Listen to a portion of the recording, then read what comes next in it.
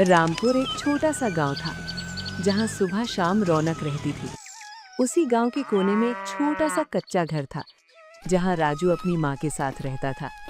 अरे माँ, आज तो बहुत तेज भूख लगी है। सुबह से खेत में काम कर रहा था। कुछ अच्छा खाने को है क्या?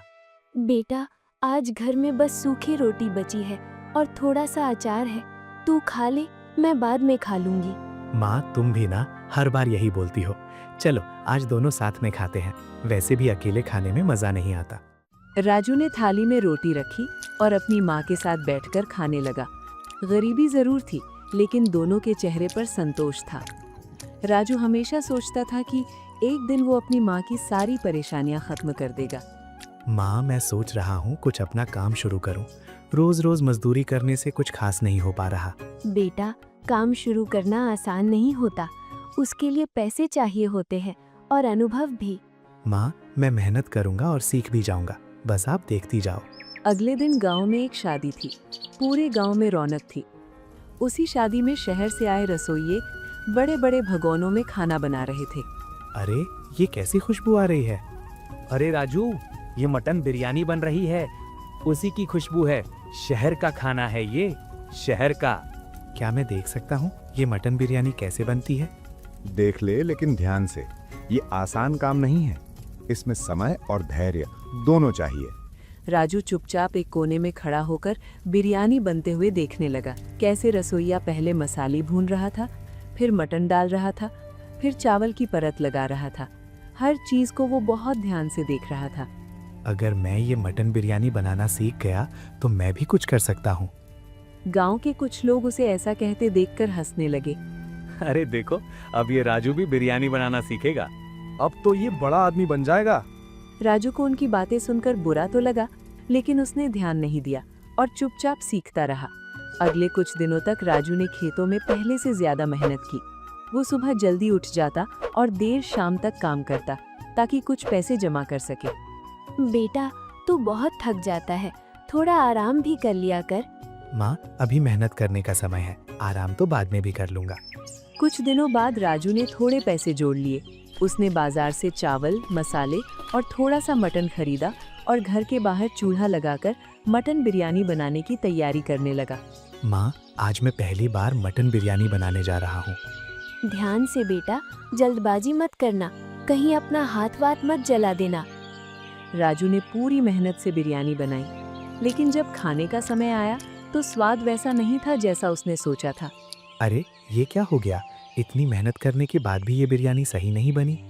कोई बात नहीं बेटा, हर काम में समय लगता है, तू कोशिश करता रहे। राजू ने हार नहीं मानी। वो हर दिन नई कोशिश करता रहा। कभी नमक ज्यादा हो जाता तो कभी मसाले कम पड़ जाते, कभी चावल ठीक से नहीं पकते, लेकिन उसने कोशिश जारी रखी। आज मैं फिर से बिरयानी बनाऊंगा। इस बार जरूर अच्छा बनेगी।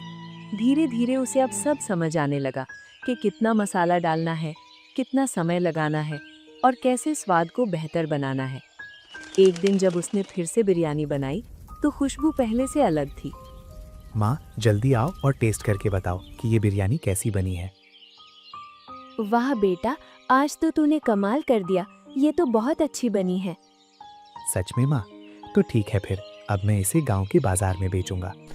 अगले दिन राजू ने गांव के चौराहे पर एक छोटा सा ठेला लगाया और उस पर लिखा स्पाइसी मटन बिरयानी वाला, और जोर जोर से आवाज लगाने लगा। आओ आओ, गर्मा गर्म स्पाइसी मटन बिरयानी खाओ। राजू के हाथ की स्पेशल स्पाइसी मटन बिरयानी। अरे आओ भाई साहब, अरे आओ बहन जी। शुरुआत में कोई भी नहीं आया। लोग उसे देखकर हंसते रहे, उसका मजाक बनाते रहे। अरे कौन खरीदेगा इससे ये मसाले वाले चावल? पता नहीं इस गरीब ने कौन से मसाले मिलाए होंगे। हाँ भाई, एकदम सही कहा। चलो चलते हैं यहाँ से। राजू ये सब सुनकर उदास होकर बैठ गया और अपने आप से कहने लगा, लगता है मेरा ये सपना कभी पूरा नहीं होगा। कोई ग्राहक मेरे पास आने को तैयार ही नहीं है। तभी एक बूढ़ा आदमी वहां आया। बेटा, एक प्लेट ये मटन बिरयानी देना, बड़ी अच्छी खुशबू आ रही है। राजू थोड़ा सा खुश हो गया। उसने तुरंत जल्दी से उस आदमी को बिरयानी दी और जैसे ही बूढ़े ने बिरयानी खाई, अरे वाह बेटा, ये तेरे हाथ की मटन बिरयानी तो बहुत स्वादिष्ट बनी है। मजा आ गया खाकर। उस आदमी को राजू की इतनी तारीफ करते देखकर अब धीरे धीरे लोग उसके पास आने लगे और थोड़ी ही देर में राजू की सारी मटन बिरयानी खत्म हो गई। माँ, आप मानोगी नहीं, आज तो मेरे हाथ की सारी बिरयानी बिक गई। सारे ग्राहक मेरे हाथ की स्पाइसी मटन बिरयानी की बहुत तारीफ कर रहे थे। देखा बेटा, मैंने कहा था ना कि एक दिन तेरी मेहनत रंग लाएगी। अब दिन बीतते गए और राजू की मटन बिरयानी पूरे गांव में फेमस हो गई। लोग दूर दूर से उसके हाथ की मटन बिरयानी खाने आने लगे। लेकिन गांव का एक सेठ इससे खुश नहीं था। मुझसे इस राजू को इतना आगे बढ़ते हुए मुझसे देखा नहीं जा रहा। अगर ये ऐसा ही कमाता रहा तो एक दिन यही गांव का सेठ बन जाएगा। सेठ ने अपने आदमी बुलाए और एक रात सेठ के आदमियों ने रात में राजू के घर के बाहर जाकर राजू का ठेला तोड़ दिया। जब राजू ने सुबह उठकर देखा तो उसके पैरों तले जमीन हिल गई। वो रोते हुए अपनी माँ के पास गया और कहने लगा, माँ, सब खत्म हो गया। मेरा मटन बिरयानी का ठेला किसी ने तोड़ दिया। मैंने किसी का क्या ही बिगाड़ा था। अब मैं क्या करूं, कुछ समझ नहीं आ रहा। नहीं बेटा, तू इतनी जल्दी हार मत मान। तू रो मत बेटा, भगवान हम गरीबों की परीक्षा ले रहा है। अगले दिन गांव वाले उसके पास आए और कहने लगे, राजू बेटा, तू परेशान मत हो, हम सब तेरे साथ हैं और जिसने भी तेरे ठेले को तोड़ा है उसको तो हम गांव में रहने नहीं देंगे।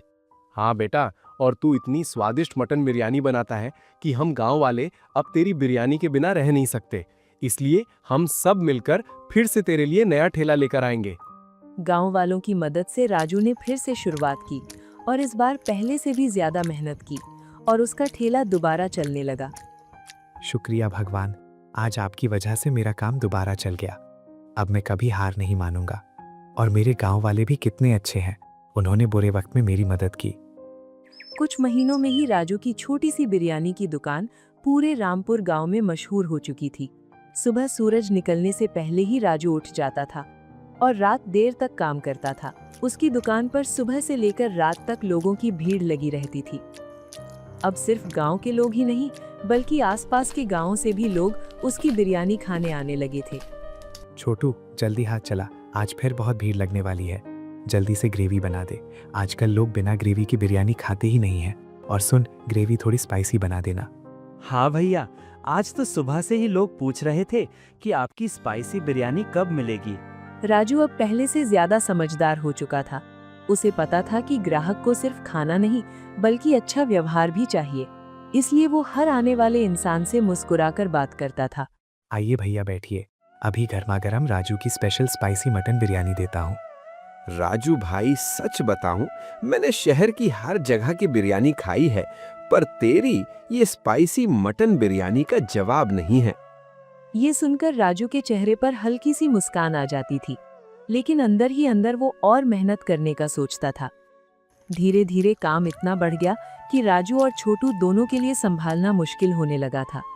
बेटा, अब काम बहुत बढ़ गया है, तू किसी और को भी काम पर रख ले।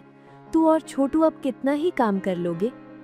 हाँ माँ, मैं भी यही सोच रहा हूँ। अगले ही दिन राजू ने गांव के 2 और लड़कों को काम पर रख लिया। अब दुकान पर 4 लोग काम करने लगे थे। राजू ने अपनी दुकान को और बेहतर बनाने के लिए कुछ बदलाव किए। उसने दुकान के ऊपर टीन की छत डलवाई ताकि बारिश और धूप से बचाव हो सके। फिर उसने ग्राहकों के बैठने के लिए लकड़ी की बेंच लगवाई। अब ठीक है, अब सब लोग आराम से बैठकर मटन बिरयानी का मजा ले पाएंगे। भैया, अब तो दुकान बिल्कुल शहर जैसी लग रही है। लेकिन जितनी तेजी से राजू आगे बढ़ रहा था उतनी ही तेजी से कुछ लोग उससे जलने भी लगे थे।